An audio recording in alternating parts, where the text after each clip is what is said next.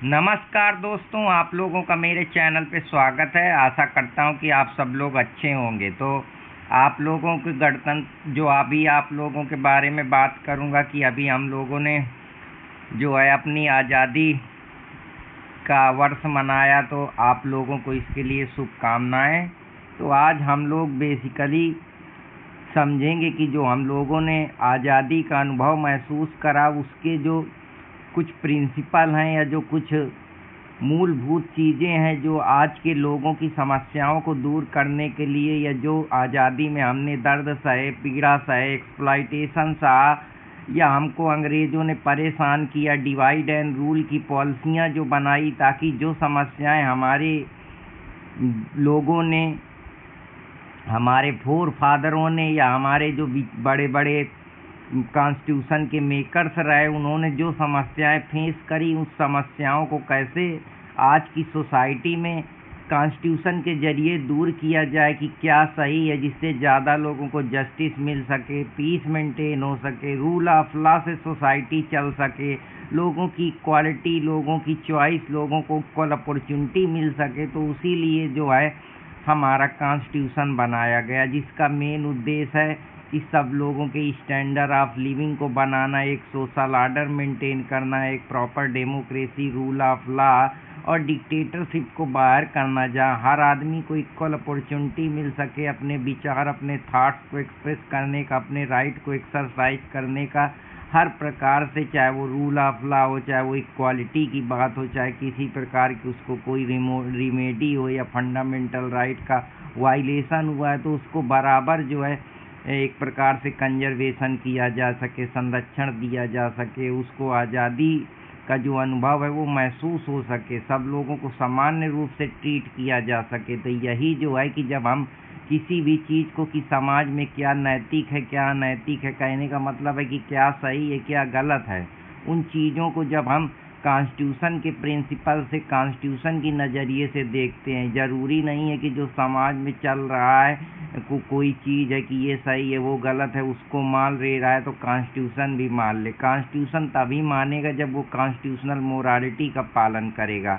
अब constitutional morality का मतलब होता है जो कॉन्स्टिट्यूशन, जो हमारा टेक्स्ट है, जिसको हम सब लोग मानते हैं, जो हमारा लिविंग ऑर्गेनिज्म है, रोज़ नए नए राइट्स हैं, चाहे वो कस्टोडियल के, टार्चर के सिस्टम के राइट हो, फंडामेंटल राइट को प्रोटेक्ट करने की बात हो, इन्वायरमेंट की बात हो, डाटा प्रोटेक्शन की बात हो, प्राइवेसी की बात हो, तो किस प्रकार से कॉन्स्टिट्यूशन की जो मोरालिटी है, जो उसके मूलभूत प्रिंसिपल हैं, जिस पे वो टिका हुआ है, जिस फिलॉसफी का वो पालन करता है, उसी को हम कॉन्स्टिट्यूशन मोरालिटी बोलते हैं। जैसे वो रूल ऑफ लॉ से चलता है, जस्टिस से चलता है, इक्वालिटी की बात करता है, फ्रेटर्निटी की बात करता है, इस प्रकार से जितने भी प्रिंसिपल हैं, इंटीग्रिटी की बात करता है, अपॉर्चुनिटी की बात करता है, राइट की बात करता है। तो जब हम कॉन्स्टिट्यूशन का इंटरप्रिटेशन या दायरा, कॉन्स्टिट्यूशन की जो प्रिंसिपल हैं, कॉन्स्टिट्यूशन की मूलभूत वैल्यू हैं, जिस पे वो टिका है, उस आधार पे जब हम उसको करने का प्रयास करते हैं, उसको लागू करते हैं, उसके आधार पे जो है पूरे ऑर्गन काम करते हैं, फंक्शन करते हैं, इंस्टीट्यूशन रन करते हैं, लोगों को जस्टिस मिलता है, लोगों के राइट प्रोटेक्ट होते हैं।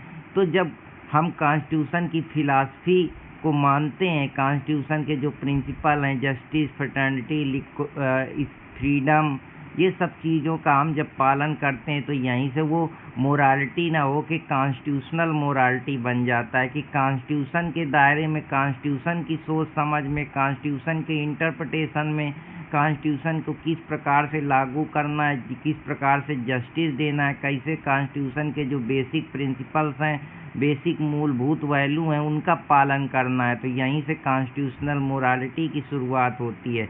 मान लो तुम्हारे सामने 1000 रुपया गिर जाए, तुम्हें मालूम है कि ये तुम्हारा पैसा नहीं है, क्या फिर भी तुम उसको उठाओगे?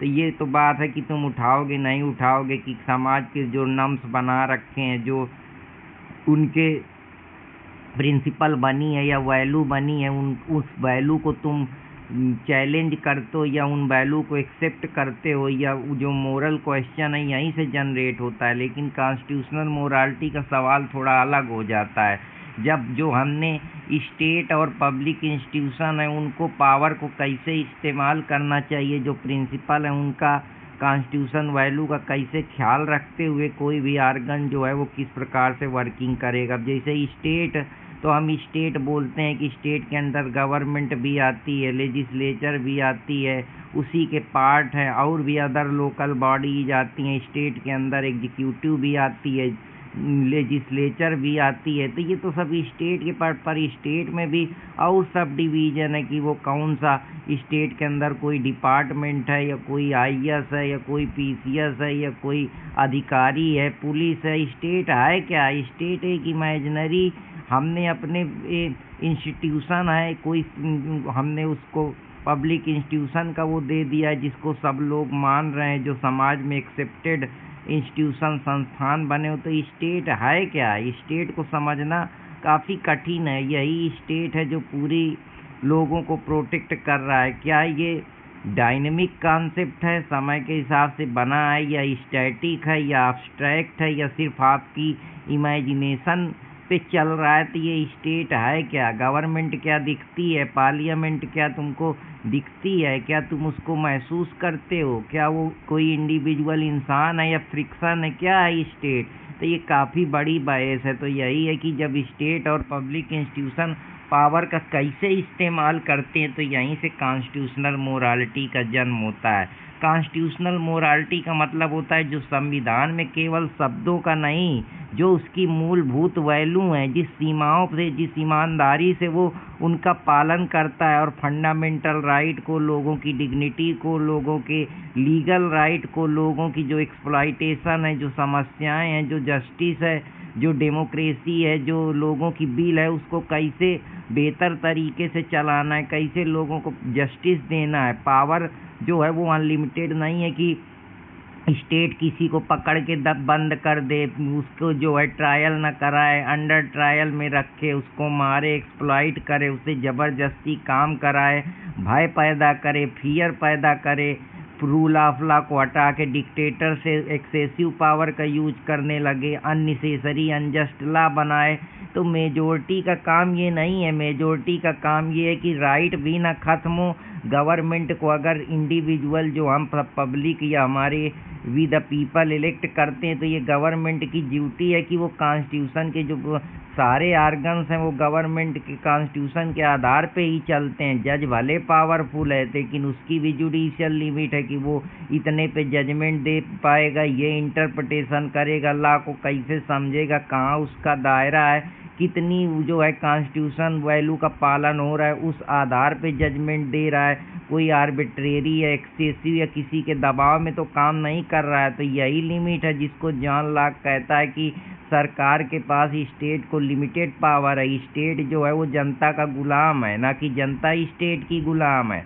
तो ये सब चीज़ें हैं जिनके बारे में मैं आप लोगों को बताने का प्रयास कर रहा हूँ। मान लो एक गांव में 90% लोग तय करते हैं कि हमारे गांव में 10 लोगों को पंचायत के फैसले में बोलने का अधिकार नहीं होगा। तो मेजोरिटी का जो है वो हम 90% लोग हैं, तो कॉन्स्टिट्यूशनल मोरालिटी पूछेगी कि क्या मेजोरिटी होना फंडामेंटल राइट खत्म करने की परमिशन है। अगर तुम पावर में हो, जैसे मोदी है, तो मान लो अधिकतर चीज़ें जो है वो कैपिटलिज्म वालों को सपोर्ट करता है, या कुछ और भी जो उनके नियम कानून है, या वेलफेयर की बात करता है, पर धरातल में जो है कहेंगे कि हम रोड बनाते हैं तो उनका सैटेलाइट सिग्नल कहीं वो हो जाता है। फिर अभी कोरोना में देखे कि किसी को ऑक्सीजन नहीं मिला, इथेनॉल की बात होती है, या कि कोई प्रोटेस्ट करता है तो उसको दबा दिया जाता है। तो वो अभी मेजोरिटी में है, तो क्या इंडिविजुअल की फ्रीडम ख़त्म हो जाएगी, उनका धरना देने का अधिकार ख़त्म हो जाएगा, उनकी वॉइस दब जाएगी, उनको जस्टिस नहीं मिलेगा, उनके ऊपर लाठी गोलियां चलाई जाएंगी। तो ये क्या है? ये कॉन्स्टिट्यूशनल मोरालिटी पे सीधा सीधा सवाल है कि क्या हम डेमोक्रेटिकली तरीके से फ्री भी हैं, या सिर्फ डेमोक्रेसी हमारे दिमाग तक ही सीमित है। उसका धरातल पे जो लोगों की आवाज़ है कि पुलिस किसी को बिठा के अरेस्ट कर देती है, किसी को डिजिटली अरेस्ट कर लेती है, किसी को हाउस अरेस्ट कर लेती है, किसी को बोलने नहीं देती है, ज़बरदस्ती उसके ऊपर है, उसको जेल में डाल देती है, फिर छोड़ती नहीं, किसी के ऊपर ईडी लगा दिया जाता है, किसी को जानबूझकर जो है अपनी पार्टी में बुला लिया जाता है। तो ये क्या जो मेजोरिटी में बैठे लोग हैं वो माइनॉरिटी को ख़त्म कर देंगे? रिजर्वेशन की बात करो तो उस पर मुद्दा नहीं आएगा, ईडब्ल्यूएस के लिए तुरंत मुद्दा आ जाता है। और कोई किसी को काकरोच बोलता है, कोई कहता है इन कुछ नहीं कर पाए इसलिए ये काकरोच हैं, इनको गटर में डाल देना चाहिए। तो क्या जो मेजोरिटी में बैठे लोग हैं वो रूल ऑफ लॉ नहीं मानना चाहते, वो डिक्टेटरशिप पे चलना चाहते हैं, वो रूल ऑफ जंगल बनाना चाहते हैं, या वही सर्वज्ञानी है, सर्वभूपी हैं? तो कहने का ये मतलब है कि जब हम कॉन्स्टिट्यूशनल डेमोक्रेसी या हम मेजोरिटी डेमोक्रेसी में अंतर है। मेजोरिटी डेमोक्रेसी का मतलब है जो मेजोरिटी में बैठे लोग हैं, और कॉन्स्टिट्यूशन डेमोक्रेसी में फ़र्क है। कॉन्स्टिट्यूशन डेमोक्रेसी सबको लेकर चलना चाहती, चाहे मेजोरिटी हो चाहे माइनॉरिटी हो, चाहे किसी भी अंडर प्रिविलेज या डिप्राइव या मार्जिनल या वनरेबल सेक्शन का आदमी हो। लेकिन मेजोरिटी डेमोक्रेसी में जो पावर में है, जो सत्ता में है, चाहे बंगाल की बात हो तो वहाँ भी वन इलेक्शन वन नेशन की बात करेंगे, पर धरातल में कुछ दिखेगा नहीं। अभी जो है कोचिंग की बात हो रही है ऑनलाइन, तो ये सब जो है कॉन्स्टिट्यूशन मोरालिटी पे ही डिपेंडेंट है। ज़रूरी नहीं है कि कॉन्स्टिट्यूशनल मोरालिटी तुम्हारी जो पॉपुलर थिंकिंग है, जो समाज में चला आ रहा है, उससे मेल ही खा जाए। ये थोड़ा उल्टा कॉन्सेप्ट है। जैसे समाज में है कि सब लोग जो है पूरे तरीके से राष्ट्रगान का सम्मान करें, और जो है पूरी तरीके से किसी को गाली न दें, परेशान न करें। समाज के जो रिचुअल्स हैं, ट्रेडिशन है कि हम अपना धर्म मानेंगे, ये वो करेंगे, लेकिन समाज की क्या सही मान्यता है वो कॉन्स्टिट्यूशनल मोरालिटी से अलग है। कॉन्स्टिट्यूशन की जो वैल्यू है, कॉन्स्टिट्यूशन के जो रूल्स हैं, कॉन्स्टिट्यूशन के जो प्रिंसिपल हैं, justice, freedom, liberty, equality, fraternity, opportunity, ये सब जो चीज़ें हैं वो कॉन्स्टिट्यूशनल मोरालिटी का पार्ट है। लेकिन पॉपुलर मोरालिटी में जो लोग ज़्यादा चीज़ें समाज में मानने लगे या जो प्रचलित हैं, जैसे नमस्ते, ये पॉपुलर मोरालिटी हो गई, दूसरे का सम्मान करना, पैर छूना, ये मोरालिटी हो गई। तो ये सब चीज़ें हैं जो इसके अंतर्गत आती हैं। अगर मेजोरिटी में हम माइनॉरिटी ग्रुप को पसंद नहीं करेंगे तो लोगों की भावनाओं को आट होगा। मान लो अगर तुम कोई अपना हिंदू धर्म का कोई सनातन के नाम पे कोई भागवत करा रहे हो, कोई काम करा रहे हो, या कोई अपनी स्पीच दे रहे हो, और जबकि तुम माइनॉरिटी में कोई अपना धर्म की बात करता है, अपने जो है धर्म गुरुओं को सपोर्ट करता है, अपने हिसाब से आजान पढ़ता है, तो तुमको समस्या होती है। तो कहने का ये नहीं है कि माइनॉरिटी ग्रुप को तुम पसंद नहीं करोगे। कॉन्स्टिट्यूशन में हर आदमी को जो है फ्रीडम ऑफ रिलीजन का अधिकार है, जैसा 25वें आर्टिकल में दिया है, फंडामेंटल राइट में है, प्रोटेक्ट करता है। हर आदमी अपनी फिलॉसफी, अपने जो उसके प्रिंसिपल हैं, जो उनके बिलीफ हैं, जो उनके बिलीफ हैं, जो उनका एक रिचुअल्स है, जो उनकी एक प्रकार की विचारधारा है, या जो उनके रिलीजन के जो इम्पोर्टेंट सूत्र हैं, इम्पोर्टेंट प्रिंसिपल हैं, फंडामेंटल उनके तरीके हैं जिसके ज़रिए वो अपने धर्म को, अपने बिलीफ को ज़िंदा रखे हुए हैं, जो उनकी रोज़ की डे टू डे एक्टिविटी हैं। तो यही कॉन्स्टिट्यूशन पूछेगा क्या वो रूल ऑफ लॉ के हिसाब से है, किसी पब्लिक आर्डर को तो नहीं डिस्टर्ब कर रहा है, किसी को चैलेंज तो नहीं कर रहा है, किसी की जो धार्मिक भावनाओं को आहट तो नहीं पहुंचा रहा है। उसमें इक्वालिटी है, उसमें लिबर्टी है, उसमें डिग्निफाइड तरीके से तुम अपने धर्म का बिना किसी डिस्क्रिमिनेशन पे, जाति मजहब के नाम पे, इस सब टेंशन को दूर करने का नाम ही है कॉन्स्टिट्यूशनल मोरालिटी। जहाँ वो ये नहीं माना जाता कि जो पॉपुलर समाज में चल रहा है वो कॉन्स्टिट्यूशनल मोरालिटी को जो है एक प्रकार से बराबर मान लिया जाए। कॉन्स्टिट्यूशन मोरालिटी जो है वो एक अलग मुद्दा है। जब हम कॉन्स्टिट्यूशन के हिसाब से देश को चलाते हैं, जब हम कॉन्स्टिट्यूशन की वैल्यू का पालन करते हैं, अगर 51 लोग जीत गए तो वो कुछ भी कर सकते हैं, ये नहीं है। वो 51 लोग जो हैं ना तो माइनॉरिटी को सप्रेस कर सकते हैं, पावर में है तो कैसे उसको वेलफेयर किया जा सके, कॉमन गुड किया जा सके, पीस हारमनी बनाई जा सके। मेजॉरिटी रूल का मतलब ये है कि कॉन्स्टिट्यूशन मेजॉरिटी के हिसाब से चलेगा। जैसे फंडामेंटल राइट सबके अगर वायलेट हो रहे हैं, वो किसी भी धर्म जाति का हो, वो अपने राइट को प्रोटेक्ट कर सकता है, अपने राइट के लिए वो कोर्ट जा सकता है, उनको एक्सरसाइज करा सकता है। देश को रूल ऑफ लॉ के हिसाब से जो इंस्टीट्यूशन की क्या गरिमा है, क्या दायरा है, क्या वर्क इथिक्स है, कि कितना वो काम कर सकता है, किस दायरे में रह के काम कर सकता है, जिसके पास जो अथॉरिटी है उस अथॉरिटी का वो पालन कर रहा है कि नहीं, जहाँ स्कीम बनानी है, पॉलिसी बनानी, वो वहीं तक सीमित है कि नहीं अब हम जस्टिस भी देने लगेंगे, हम अपने हिसाब से हर चीज़ में एंट्री करेंगे। तो यहीं कॉन्स्टिट्यूशनल बाउंड्री मिल जाती है। डॉक्टर BR अम्बेडकर का पॉइंट था जो उन्होंने कॉन्स्टिट्यूशन असेंबली में कॉन्स्टिट्यूशनल मोरालिटी की चर्चा की थी। तो यही बारी बात है कि कॉन्स्टिट्यूशन के फॉर्म या जो उसके रिस्पेक्ट हैं उसमें हमेशा जो है रिस्पेक्ट भी देनी चाहिए, साथ ही साथ बैलेंस क्रिटिसिज्म भी दे, से अकाउंटेबिलिटी ट्रांसपेरेंसी बन सके। और जब अकाउंटेबिलिटी आएगी तभी जो है धीरे धीरे हर चीज़ का समाधान निकलेगा। डेमोक्रेसी केवल कॉन्स्टिट्यूशन में लिख देने से नहीं चलेगी। जो कॉन्स्टिट्यूशन की हैबिट है, कॉन्स्टिट्यूशन एक रूल बुक है, उस कॉन्स्टिट्यूशन मोरालिटी जो है उसका रूल है, और बुक को कैसे ऑनेस्टली डेमोक्रेटिक कल्चर में अप्लाई करना है, कैसे जो रूल ऑफ लॉ है, कैसे लोगों को जस्टिस मिले, डिग्निटी मिले, लोगों को हेल्थ, एजुकेशन, रोजगार, हर प्रकार की चीज़ें जो लोगों की वॉइस हैं, लोगों का एक्सप्लॉइटेशन ना हो, वो जो चीज़ें हैं बैलेंस तरीके से उनकी freedom of speech and expression का यूज करें, जो प्रिंसिपल जो वैल्यू हैं उनके आधार पे कोई भी निर्णय हो, किसी को भी कोई समस्या है, कोई भी इशू हो रहा है तो वो कॉन्स्टिट्यूशनल मोरालिटी के हिसाब से चले। जो कल्चर बना है कि हम rule of law, peace, harmony maintain करेंगे, सब लोगों का वेलफेयर करेंगे, तो उस आधार पे चीज़ें चलनी चाहिए। मान लो क्रिकेट बुक है, उसमें रूल में लिखा है कि नो बॉल पे बैट्समैन को यहाँ सर्टेन प्रोटेक्शन मिलेगा, लेकिन अब एम्पायर कह देगा मुझे ये बैट्समैन नहीं पसंद, मैं इस रूल को नहीं मानूंगा, तो यहीं से वायलेशन शुरू हो जाएगा। यहीं से arbitrariness, excessive power, majority rule शासन करने लगेगा, जहाँ वो अपने डिसीजन लेगा, अपने हिसाब से चलेगा, फिर लोगों के राइट, लोगों के जो चीज़ें चाहिए वो लोगों को नहीं मिलेगी, उनके साथ एक्सप्लॉइटेशन होगा, उनकी आवाज़ दबाई जाएगी, उनकी कहीं सुनवाई नहीं होगी। तो यही कॉन्स्टिट्यूशनल मोरालिटी है कि जो सप्रेस कर दिया जाएगा, जो मार्जिनलाइज सेक्शन के लोग हैं या जिनके राइट्स दबा दिए जाएंगे, उनको कोई इक्वल अपॉर्चुनिटियाँ नहीं मिलेगी। उनको जब अपॉर्चुनिटी नहीं मिलेगी तो उनको गरीबी और अनएम्प्लॉयमेंट, ये सारी समस्याएं, कहीं पेपर लीक, कहीं कोई इशू, कहीं प्राइवेसी के मामले, कहीं उनकी स्पीच पे जो है कर्टेल कर दिया जाएगा, तो वो डेमोक्रेसी को जो है वो महसूस नहीं कर पाएंगे अपने माइंड पे, धरातल पे। तो यही सब चीज़ें हैं, तो ये सब इरिलेवेंट हो जाएगा जब रूल कॉन्स्टिट्यूशन प्रिंसिपल के हिसाब से जो प्रोसीजर बना हुआ है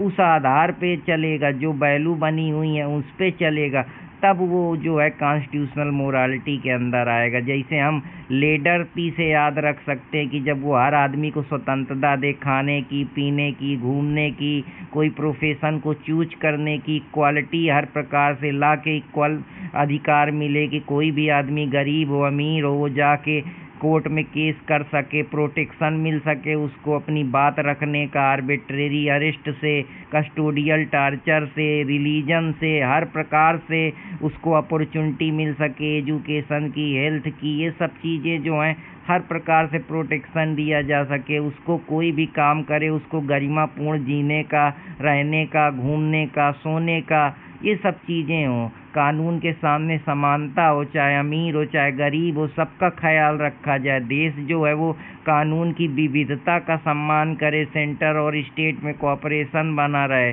जो विविधता हमारे यहाँ बनी है हर प्रकार के, कि अलग अलग कास्ट हैं, अलग अलग धर्म हैं, अलग अलग प्रकार के जस्टिस हैं, सोशल इकोनॉमिक, ये सब चीज़ें डेमोक्रेसी में भी है कि इकोनॉमिक डेमोक्रेसी, पॉलिटिकल डेमोक्रेसी, ये सब चीज़ें हैं। सेकुलरिज्म में जो अलग अलग विचार हैं लोगों के, अलग अलग प्रकार के जाति, मजहब, धर्म, ये सब चीज़ें सेकुलर में धर्म की बातें आती हैं। तो सेकुलर का मतलब यही है कि हम वैसे चाहे भले अलग अलग धर्म से हों, पर हमारे जो हमको हर धर्म का सम्मान करना चाहिए। उसके लिए हम किसी को कुछ भी गलत ना बोलें, अपशब्द ना कहें, किसी धर्म की बुराई ना करें, किसी के बारे में गलत सलत जो है अफवाह न फैलाएं, जानबूझ के रूमर न क्रिएट करें।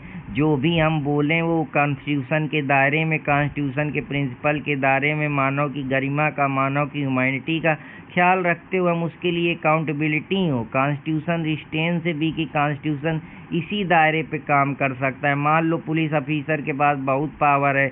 अब पुलिस ऑफिसर किसी को भी कहे कि मैं जो मन होगा वो करूँगा, अरेस्ट कर लूँगा, गोली मार दूँगा, जैसे अभी आप लोगों ने भरत तिवारी का मामला देखा, तो फिर कॉन्स्टिट्यूशन मोरालिटी को एक्चुअली चैलेंज कर रहा है। वो पावर के अधीन ही करेगा, उसको जितना डायरेक्शन मिलेगा कि तुमको इतना ये करना है, यहाँ अरेस्ट करना है, तुम्हारे यहाँ राइट्स हैं, यहाँ तुम्हारे राइट दब जाते हैं, तुमको रूल ऑफ लॉ का पालन करना है, प्रॉपर प्रोसीजर जो गाइडलाइंस है उनको पालन करना है। जैसे DK बसु का केस है जिसमें गाइडलाइंस की बात आई। तो ये सब चीज़ें कि हमें कॉन्स्टिट्यूशन मोरालिटी को गहराई से डिस्कस करना पड़ेगा। हम आर्बिट्रेरी, एक्सेसिव या अनइथिकल तरीके से या अनलॉफुल तरीके से हम किसी के राइट्स को, किसी के अपॉर्चुनिटी को, किसी की थिंकिंग को, किसी की फ्रीडम को, किसी की लिबर्टी को नहीं दबा सकते हैं। तो यही है कि कॉन्स्टिट्यूशनल मोरालिटी वो पावर ब्रेक है जो सब पे लगाता है कि गवर्नमेंट भी यहाँ अपना पावर को रोकेगी, फंडामेंटल राइट को प्रोटेक्ट जिससे करेगी, जुडिशियल रिव्यू भी अपने पावर का कितना यूज कर सकती, ये नहीं कि मिल गया है तो बस एक्सेस पावर का यूज करना शुरू कर दे। लेजिस्लेचर पे इम्पैक्ट यही है कि कॉन्स्टिट्यूशन मोरालिटी कॉन्स्टिट्यूशन लिमिट में रहने की सलाह देगी, पॉलिटिकल पावर का अनावश्यक यूज ना करा जाए, कॉन्स्टिट्यूशनल की समय समय पर स्क्रूटनी की जाए, गवर्नमेंट के पास जो पॉलिसी है, एडमिनिस्ट्रेशन है, टैक्सेशन है, लाइसेंसिंग है, इन्वेस्टिगेशन है, इनमें रेगुलेटरी पावर का यूज करते हुए कॉन्स्टिट्यूशनल मोरालिटी, कॉन्स्टिट्यूशनल इथिक्स और वैल्यू का यूज करते हुए आर्बिट्री पावर का यूज ना किया जाए। रीजनेबल जो प्रोसीजर बना है, जो हमारी कितनी अथॉरिटी है, कितनी अकाउंटेबिलिटी है, इसी आधार पे बढ़ना पड़ेगा। ये भी नहीं कि जुडिशरी अपने को भगवान मानने लगे, जज जो मोरली सही समझे वही कर दे। ये नहीं कि जज जो है वो अपने हिसाब से कुछ भी करना शुरू कर दे। वो कॉन्स्टिट्यूशन के दायरे में जो पुराने केस लाए उनका हवाला लेते हुए, जो टेक्स्ट में स्टैचुरी बातें दी हैं या जुडिशियल ऑब्जर्वेशन, रीजनिंग, एविडेंस का यूज करते हुए ये इंस्टीट्यूशन यहाँ तक कर सकता है, ये प्रोसीजर में हमारे पास ये जुरिडिक्शन है, हम इतने तक ही जा सकते हैं। वही सेपरेशन ऑफ पावर की खूबसूरती है कि जब कॉन्स्टिट्यूशन मोरालिटी जो जुडिशियल पावर है वो भी अनलिमिटेड मोरल पावर ना बनाए, मतलब जुडिशरी एक्टिव रहे लेकिन लहजे के साथ, कॉन्स्टिट्यूशनल वैल्यू के साथ, कॉन्स्टिट्यूशनलिज्म के प्रिंसिपल का पालन करे, उसकी वैल्यू, उसके इथिक्स, उसकी मोरालिटी का यूज करते हुए जब आगे बढ़ेगी, हर डिसीजन को लेगी, लोगों के फेथ, जस्टिस, लिबर्टी, इक्वलिटी और कॉन्स्टिट्यूशन के दायरे में कॉन्स्टिट्यूशन की वैल्यू प्रिंसिपल का यूज करते हुए जब हम मानव हित में कोई काम करेंगे, चाहे वो इन्वायरमेंट के लिए हो, चाहे वो सोशल इकोनॉमिक फैब्रिक में हो, या कोई उस फंडामेंटल राइट की बात हो, या उसके डेवलपमेंट की बात हो, या जो राज्य के नीति निर्देशक सिद्धांत हैं उनको कैसे डायरेक्शन दे, कैसे जो है उस चीज़ को धरातल पे लागू करा जाए, तभी हम कॉन्स्टिट्यूशन मोरालिटी और कॉन्स्टिट्यूशन का जो एक्चुअली में जो वैल्यू है, जो धरातल पे दिखनी चाहिए, जो कॉन्स्टिट्यूशन एक्चुअली में होना चाहिए, वो चीज़ों पे जब देश चलेगा, कॉन्स्टिट्यूशन से चलेगा, ना कि किसी के पावर से, ना किसी के दबदबा से, ना किसी गन कल्चर से, ना किसी माफिया के उससे, तभी देश में कुछ विकास होगा, कुछ चीज़ें बदलाव होंगी, लोगों के राइट्स को जस्टिफाई किया जा सकेगा, सोशल चेंज दिखेगा, समाज में एक पीस, हार्मनी, एक rule of law based society, एक ट्रांसफॉर्मेशन आएगी जिससे लोगों के हित का, लोगों की समस्याओं का समाधान धरातल पे दिखेगा, जो न्याय की व्यवस्था है वो धरातल पर दिखेगी, ना कि किताबों पर। तो आशा करता हूँ कि आप लोगों को ये पसंद आएगा। जय हिंद।